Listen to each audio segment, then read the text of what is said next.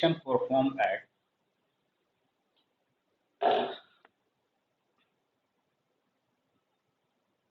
reaction performed at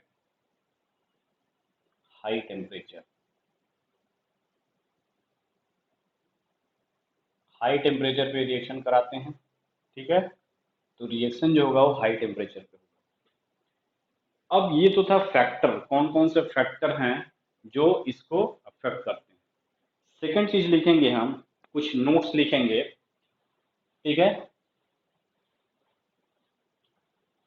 important note यहाँ पे देखेंगे, इंपॉर्टेंट नोट, तो यहाँ पे लिखो E1 CV reaction, E1 CV reaction shows primary and secondary kinetic isotopic effect. तो ये प्राइमरी भी शो करता है और सेकेंडरी काइनेटिक आइसोटोपिक इफेक्ट भी शो करता है। First point, E1 CV reaction is a stereo specific. E1 CV reaction is a stereo specific. This is because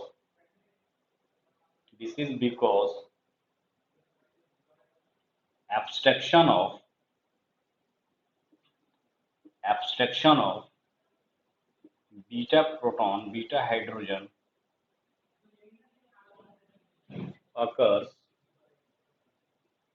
Abstraction of beta hydrogen occurs by base in a specific manner. Third point, E1 CV reaction is non-stereoselective,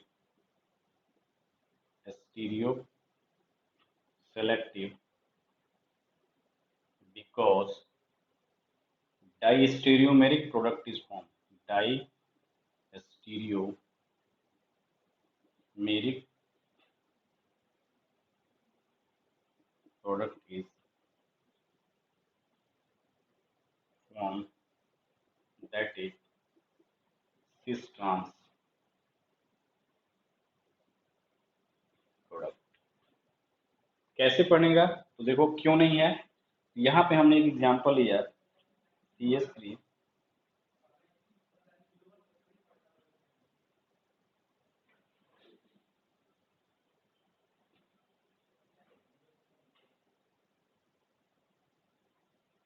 इसका reaction हम कराएंगे।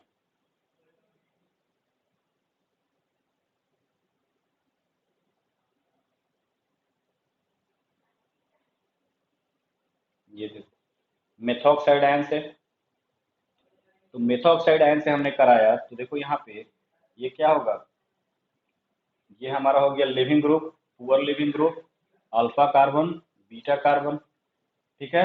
अब इस beta carbon से देखो क्या करेगा, ये बेस प्रोटॉन को एक्सट्रैक्ट करेगा, तो फर्स्ट स्टेप में क्या बनेगा, कॉन्जुगेट बेस बनेगा CH3SC नेगेटिव चार्ज, ये हाइड्रोजन है ही, ये देखो यहाँ पे ये H बन गया, ये H बन गया, ये F बन गया, ये बना क्या, कॉन्जुगेट बेस। और ये कॉन्जुगेट बेस देखो इसके साथ माइनस आई इफेक्ट शो कर रहा है, क्योंकि ये बॉन्ड इधर शिफ्ट हो रहा है, तो ये नेगेटिव चार्ज इस सल्फर और ऑक्सीजन के साथ क्या है, कॉन्जुगेशन में है, यानी स्टेबल है, यानी माइनस आई इफेक्ट शो करने के कारण ये स्टेबलाइज हो रहा है, ठीक है। प्लस इसका फ्लोरीन का माइनस आई इफेक्ट है इस फ्लोरीन का। अब सेकेंड स्टेप में क्या होगा, सेकेंड स्टेप में स्लो लॉस, ये जो रिवर्सिबल रिएक्शन होता है, ये जो स्लो रिएक्शन होता है जिसको हम लोग बोलते हैं रेट डिटरमाइनिंग स्टेप, ये नेगेटिव चार्ज धीरे धीरे इस तरफ माइग्रेट करेगा और उसी रेट से फ्लोरीन क्या होगा, बाहर निकल जाएगा। तो जैसे इसे फ्लोरीन निकलेगा वैसे वैसे यहाँ जो वैकेंट ऑर्बिटल बनेगा वो वो क्या बनेगा, वैकेंट जो एंटी बॉन्डिंग ऑर्बिटल बचेगा फ्लोरीन का, उसमें नेगेटिव चार्ज शिफ्ट हो जाएगा और हमारे इसके बीच क्या बन जाएगा, ये देखो सी, ये SO3, ये C हो गया, ठीक है। मान लो ये H हो गया, ठीक। यहाँ पे हम लगा देते हैं मेथाइल ग्रुप, ये मेथाइल ग्रुप, ये मेथाइल ग्रुप, ठीक है, ये हुआ, ठीक। यहाँ पे ये मेथाइल ग्रुप, यहाँ हो गया डबल बॉन्ड, ये क्या बन गया H। तो ये कौन सा पोजीशन है, सिस। इसका ट्रांस बना दो, तो सिस से ट्रांस में कन्वर्जन होता है, तो कन्वर्जन होगा तो इसका ट्रांसफॉर्म में आ जाएगा, तो ट्रांसफॉर्म में बनाओगे तो यानी कि CH3 C S C H double bond C, ये H हो गया, ये CH3 हो गया, ये ट्रांस हो गया, तो सिस भी बना और ट्रांस भी बना, ठीक है। तो इसमें क्या हुआ, स्टीरियो सेलेक्टिविटी नहीं है, ठीक। सिस भी बन रहा है और ट्रांस भी बन रहा है, तो कोई स्टीरियो सेलेक्टिविटी नहीं है, इसीलिए होते हैं नॉन स्टीरियो सेलेक्टिव। तो स्टीरियो स्पेसिफिक है बट नॉन स्टीरियो सेलेक्टिव, ये ध्यान देना। अब इस पर कुछ प्रॉब्लम सॉल्व करेंगे और प्रॉब्लम सॉल्व करके इसको हम बाइंड अप करेंगे, ठीक है। तो देखो यहाँ पे प्रॉब्लम किस तरह से इस पर पूछा जा सकता है।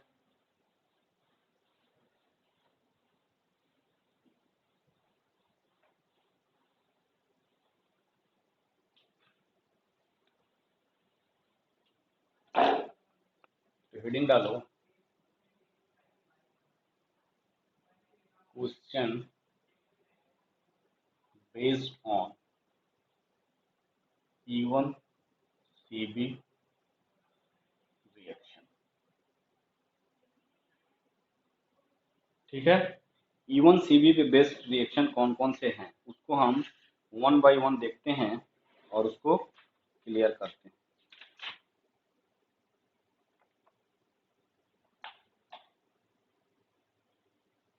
ठीक है। तो इसमें हम फर्स्ट एग्जांपल लेते हैं,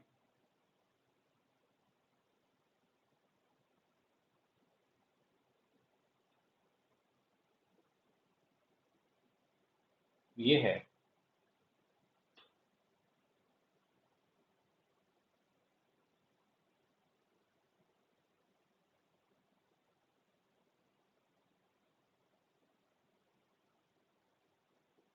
ठीक। ये देखो इसका रिएक्शन हमने कराया इथोक्साइड आयंस CH3 CH2,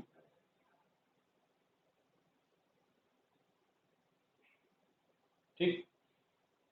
तो देखो यहाँ सबसे पहले देखेंगे कि E1CB का जो सबस्ट्रेट है वो फुलफिल कर रहा है कि नहीं कंडीशन। तो देखो बेटा ये क्या है, ये देखो यहाँ पे ये OPH है, ये क्या है, poor leaving group, poor leaving group. तो एक पुअर लिविंग ग्रुप है, ये अल्फा कार्बन, ये बीटा कार्बन, और बीटा कार्बन पे क्या हाइड्रोजन है, ठीक है।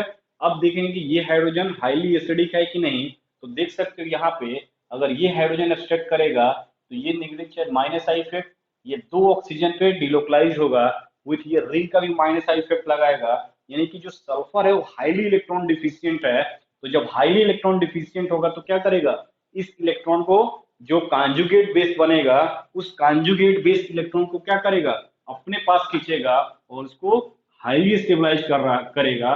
यानी इससे ये कंफर्म हुआ कि ये जो सबस्ट्रेट है वो E1CB का फेवरेबल सबस्ट्रेट है, यानी कि जो स्पेसिफिसिटी की हम बात की है सबस्ट्रेट की वो इसको फुलफिल कर रहा है। हमारा बेस क्या है, स्ट्रॉन्ग है, यानी कि ये रिएक्शन जो होगा वो E2 से ना होकर किससे होगा, E1CB मैकेनिज्म के थ्रू होगा।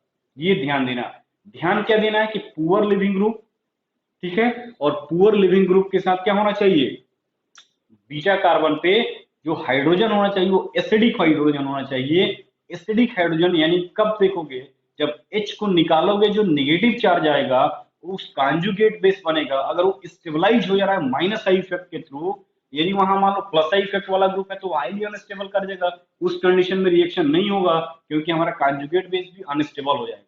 तो हमारा कॉन्जुगेट बेस क्या होना चाहिए, स्टेबल होना चाहिए, तो उसको ध्यान देना। तो यहाँ पे ये फुलफिल कर रहा है, यानी कि ये जो रिएक्शन होगा वो क्या होगा, हमारा E1CB के थ्रू जाएगा। तो E1CB के थ्रू जाएगा तो देखो यहाँ पे फर्स्ट स्टेप क्या करता है, CH3 CH2O माइनस बेस है, इस प्रोटॉन को खींचेगा, और जब इस प्रोटॉन को खींचेगा तो कुछ इस टाइप से कंडीशन बनेगा,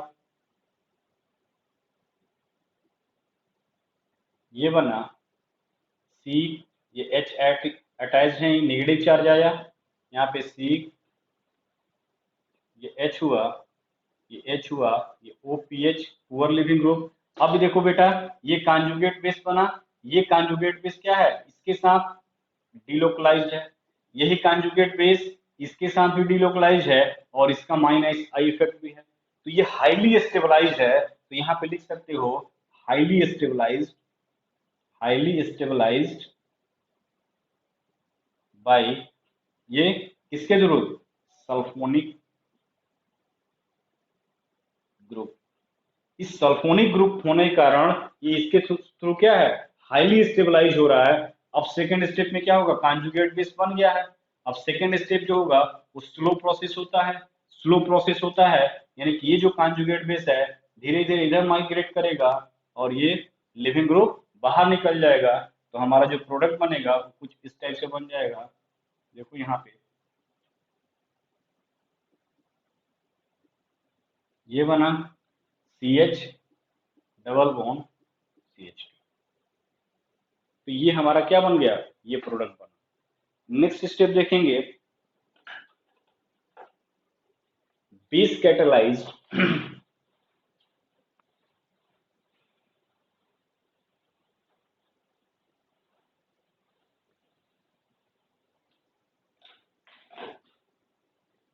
बेस कैटालाइज्ड, सेकेंड एग्जांपल है base catalysed,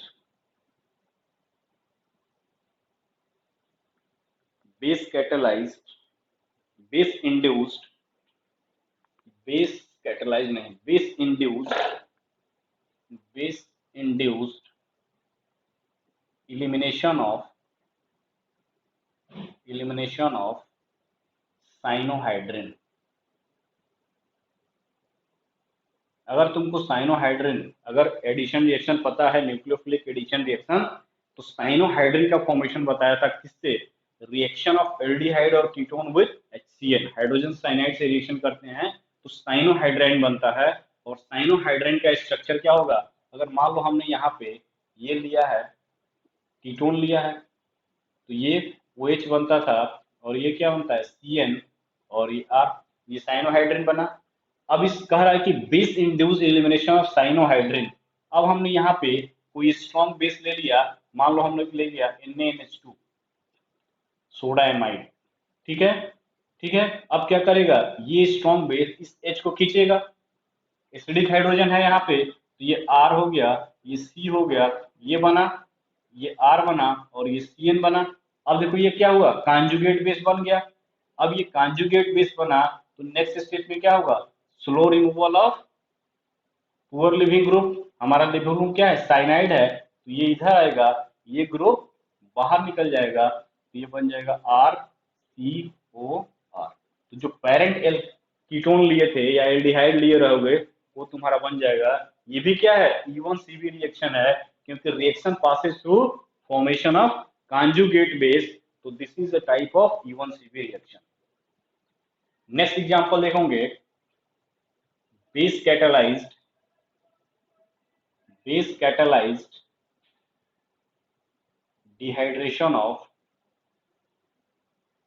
base catalyzed dehydration of aldol. जब 12th की चैप्टर पढ़ेंगे एल्डिहाइड कीटोन, तो एल्डोल कंडेंसेशन रिएक्शन होता है। उस एल्डोल कंडेंसेशन में जो प्रोडक्ट बनता है उसी को बोलते हैं एल्डोल। उस एल्डोल जो प्रोडक्ट बना है उसका हम हाइड्रोलिसिस करते हैं बेस कैटालाइज।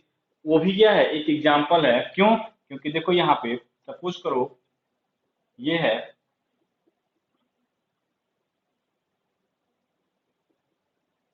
ये है, इसी को बोलते हैं एल्डोल। क्या बोलते हैं बेटा, एल्डोल बोलते हैं, इसी को हम बोलते हैं क्या, एल्डोल। ये है हमारा एल्डोल।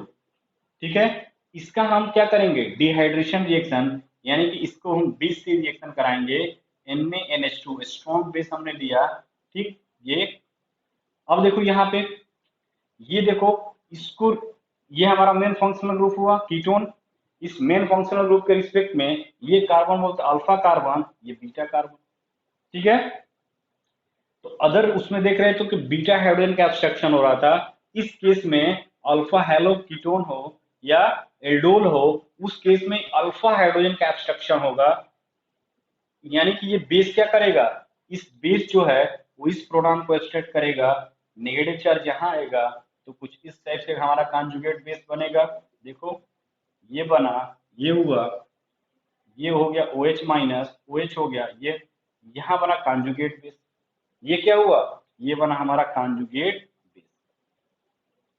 अब ये कॉन्जुगेट बेस क्या है, स्टेबल है किसके थ्रू, इसका माइनस आई इफेक्ट। देखो ये माइनस आई इफेक्ट खींच रहा है, तो माइनस आई इफेक्ट होने के कारण ये स्टेबलाइज है, यानी कि ये स्टेबल होगा, ये रिएक्शन को प्रोसीड करेगा। तो नेक्स्ट स्टेप में देखो क्या हो रहा है बेटा, कि यहाँ OH है, तो तुम कहोगे कि सर OH तो पुअर लिविंग ग्रुप है, OH तो निकलना नहीं चाहेगा, लिविंग ग्रुप की तरह काम नहीं करता है। हमने एल्कोहल में देखा कि इसको प्रोटोनेट कर रहे थे आप E1 रिएक्शन में, यहाँ तो ऐसा नहीं कर रहे हैं। ऐसा इसलिए नहीं कर रहे हैं क्योंकि इसमें जो कॉन्जुगेट बेस बना है, यहाँ पे डबल बॉन्ड कैरेक्टर जनरेट करेगा, और ये जो डबल बॉन्ड कैरेक्टर आएगा ना बेटा, इसके साथ कॉन्जुगेटेड प्रोडक्ट बन जाएगा। तो कॉन्जुगेटेड प्रोडक्ट बनाने के लिए इसकी मजबूरी है कि इस OH को बाहर कर, क्योंकि कॉन्जुगेटेड प्रोडक्ट मोर स्टेबल होता है, और जब मोर स्टेबल प्रोडक्ट बनता है तो वो मायने नहीं रखता कि हमारा लिविंग ग्रुप क्या है, पुअर है कि स्ट्रॉन्ग। ठीक है, तो ये पुअर लिविंग ग्रुप है, ये निकलना नहीं चाहेगा, बट मजबूरी है इस सबस्ट्रेट का कि वो क्या बनाए, एक स्ट्रॉन्ग, एक हाईली स्टेबल प्रोडक्ट का फॉर्मेशन करो। और उस हाईली स्टेबल प्रोडक्ट बनाने के लिए हमको कुछ भी खोना पड़े तो कोई फर्क नहीं पड़ता है। तो नेक्स्ट स्टेप में क्या होगा, ये इधर शिफ्ट होगा, ये ग्रुप बाहर निकल जाएगा। तो ये देखो यहाँ पे क्या बन जाएगा, एक CH3CO, ये अब देखो ये alpha beta, alpha beta ketone, alpha beta ketone बन जाएगा, अल्फा बीटा कीटोन टाइप का। और ये क्या है, स्टेबल है,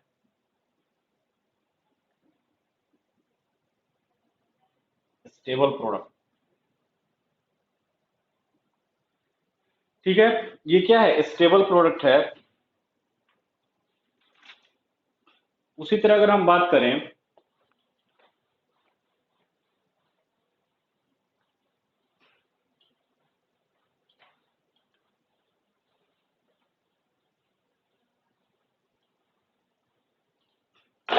अगर इसका रिएक्शन देखो,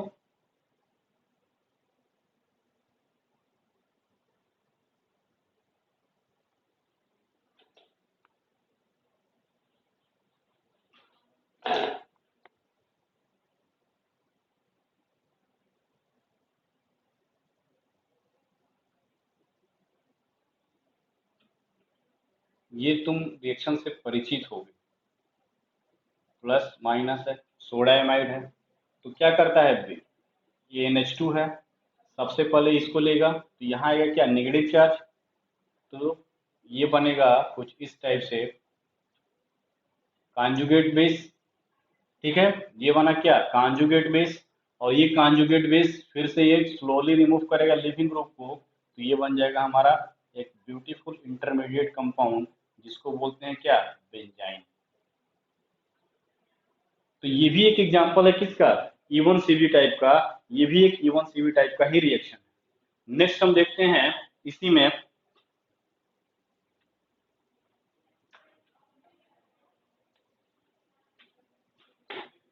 तो यहाँ पे देखोगे,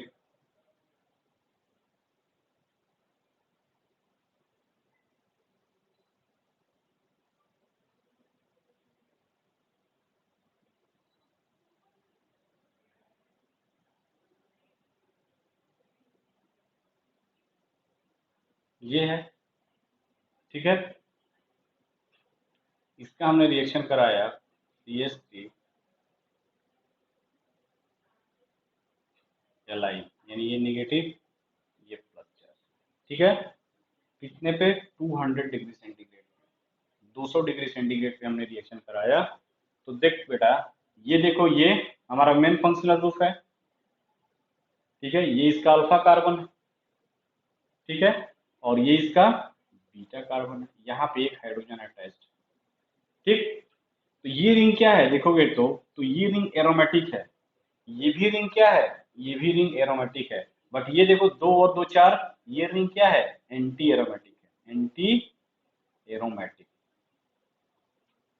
ये एरोमेटिक, ये एंटी एरोमेटिक, और ये भी एरोमेटिक।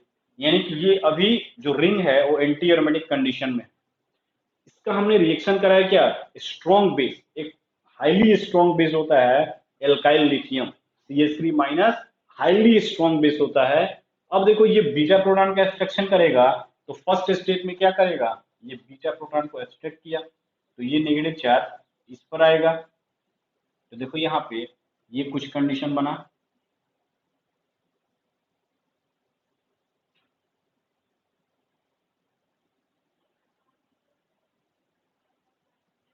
ये ठीक है, यहाँ पे है क्या? Negative charge. अब देखो यहाँ पे, ये तो एरोमेटिक है ही, ये भी एरोमेटिक है। ठीक है, ये देखो यहाँ पे, अब ये जो एंटी एरोमेटिक से क्या हो गया? एरोमेटिक में कन्वर्ट हो गया। 2 4 6 इलेक्ट्रॉन है, कॉन्जुगेटेड है, और क्या है? हक्कल रूल को फॉलो कर रहा है। यानी कि ये भी क्या हुआ? एरोमेटिक हो गया। यानी ये कॉन्जुगेट बेस जो बना वो हाईली अनस्टेबल हो गया। हाईली क्या है? ये कॉन्जुगेट बेस क्या है? स्टेबल हो गया, क्योंकि ये एरोमेटिसिटी को ही गेन कर लिया। तो एरोमेटिक फैक्टर जानते हो हर जगह क्या होता है? डोमिनेंट फैक्टर होता है। अब ये बना, अब ये जब नेगेटिव चार्ज क्या होगा? इधर शिफ्ट होगा, ये ग्रुप बाहर निकल जाएगा, तो एक ब्यूटीफुल कंपाउंड बन जाएगा। देखो यहाँ पे ये कंपाउंड हमको मिलेगा,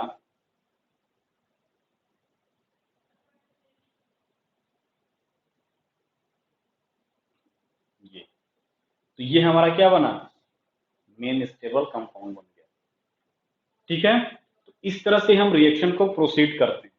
उसी तरह अगर हम बात करें alpha,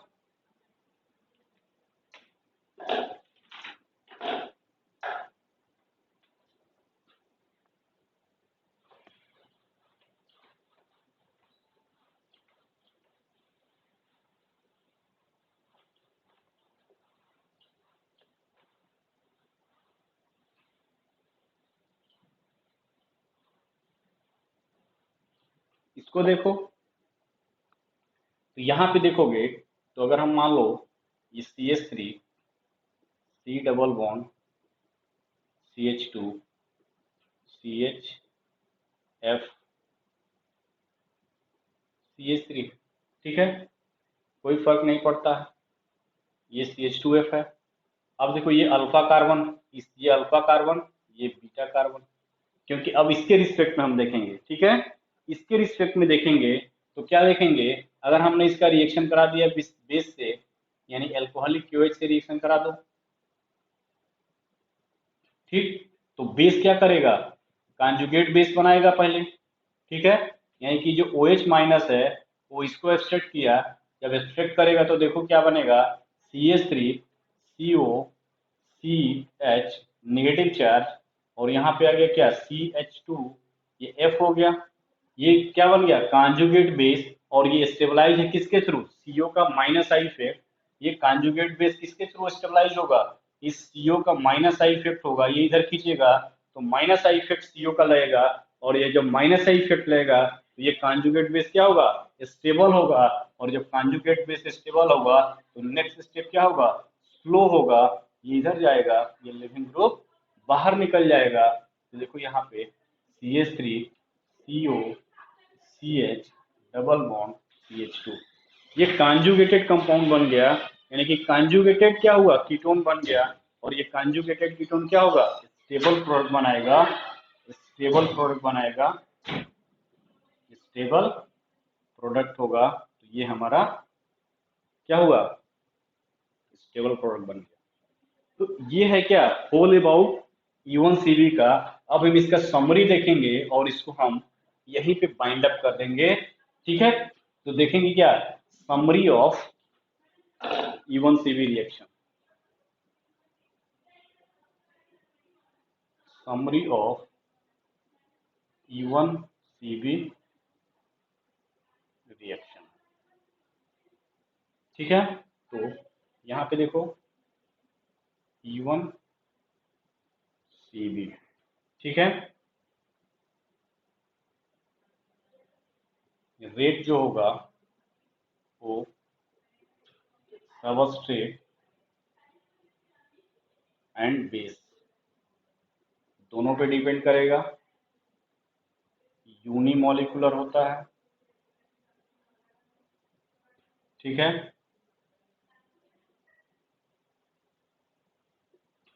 reaction passes through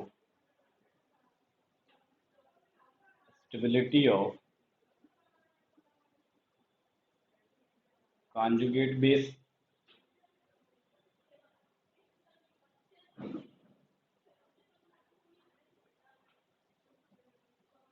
substrate of substrate have highly acidic proton with poor leaving group, ठीक है। स्टीरियो स्पेसिफिक होता है, स्टीरियो स्पेसिफिक होता है, बट नॉन स्टीरियो सेलेक्टिव होता है, primary and secondary kinetic isotopic effect को फॉलो करता है, ठीक है। पोलर एप्रोटिक सॉल्वेंट, ठीक है। पोलर एप्रो हाई टेम्परेचर, ठीक है। हाई टेम्परेचर यहाँ पे स्ट्रॉन्ग बेस, ठीक है। Stereo specific but not stereo selective, substrate of highly acidic proton with poor leaving group, ठीक है। यहाँ पे लिविंग ग्रुप क्या होना चाहिए, फ्लोराइड्स हो सकता है, साइनाइड्स हो सकता है, OH हो सकता है, ठीक है, फिनॉक्साइड हो सकता है, ये सब पुअर लिविंग ग्रुप के कैटेगरीज हैं, ठीक है। तो ये होना चाहिए, ठीक। तो ये था क्या, E1 का, E1 CV के बारे में हमारा क्या पूरा कंसेप्ट, कि इसको कैसे हम आइडेंटिफाई करेंगे। तो सेकेंड ऑर्डर काइनेटिक्स होता है, यहाँ पे लिख लो क्या, सेकेंड ऑर्डर काइनेटिक्स। तो second order kinetics but unimolecular, ये इंपॉर्टेंट है, इसको ध्यान रखना। स्टेटमेंट करके अगर पूछता है कि second order kinetics with unimolecular which of the reaction E1 E2 E1 CV, तो इस पर ध्यान देना। ये बहुत ही स्पेसिफिक रिएक्शन है, इस पर थोड़ा सा कंसंट्रेट हो जाओगे तो इसको इजी वे में आइडेंटिफाई करोगे, और इजी वे में आइडेंटिफाई करोगे तो E2 और E1 CV में गलतियां नहीं होंगी, तुम्हारा जो रिएक्शन होगा वो इजी वे में होगा, और इजी वे में तुम इसमें नंबर पा सकते हो। तो ये था होल अबाउट E1 CV के बारे में, ठीक है। तो इस तरह से अगर हम देखें तो एक कंसेप्चुअलिटी को लेते हुए हमने एलिमिनेशन रिएक्शन को क्या किया, यहाँ पे पूरा कंप्लीट किया एलिमिनेशन रिएक्शन को, चाहे वो E1 हो, चाहे वो E2 हो, चाहे वो E1 CV हो। आपको जीरो से लेके हाईएस्ट रैंक की क्वेश्चन को भी आप इस पे सॉल्व करने की कैपेबिलिटी है आपके पास, अगर आप इस लेक्चर को अच्छे से देखते हो और अच्छे से मेमोराइज करते हो। तो अगर नहीं करोगे तो कोई नहीं कर सकता है, इवन मैं भी अगर नहीं पढ़ता हूँ तो नहीं पढ़ा सकता हूँ, तो सब पे लागू होता है। तो पढ़ना आपको है, ठीक है। अब किस तरह पढ़ना है वो हमने आपको दे दिया है। आप इसको पॉजिटिव वे में लेते हो कि नेगेटिव वे में लेते हो मुझे नहीं पता, बट अगर आप पॉजिटिव वे में लिखते हो तो आपका रिजल्ट भी पॉजिटिव ही आएगा, नेगेटिव कभी नहीं आएगा। ठीक है, एक दो पॉइंट्स है इसमें जो हम बाद में डिस्कस कर लेंगे। ठीक है, कि हॉफमैन प्रोडक्ट जो हमने देखा कि कहाँ कहाँ हॉफमैन प्रोडक्ट बनता है। तो देखो ये जो है ना, ये चीजें जो अनकॉमन है वही क्वेश्चन बनाने की कोशिश किया जाता है कंपटीशन में। ये ध्यान देना, चाहे कोई भी सब्जेक्ट, जो कॉमन है उससे क्वेश्चन ज्यादा नहीं फ्रेम किए जाते हैं। जो अनकॉमन है, जहाँ पे गलतियां होने के चांसेस आप कर सकते हो, उसको हम क्वेश्चन को फ्रेमवर्क में लेके आते हैं। तो इसको ध्यान देना है और इस पर ध्यान देके इसके क्वेश्चन को सॉल्व करिए और आगे बढ़िए। ओके।